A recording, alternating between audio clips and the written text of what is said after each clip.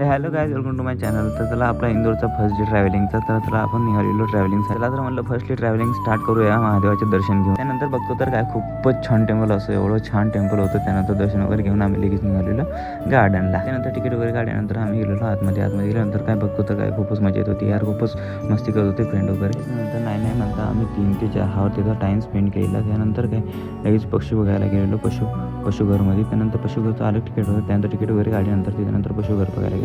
तिथं पण खूपच एन्जॉय केलेला. बापरे बाप काय सांगणार.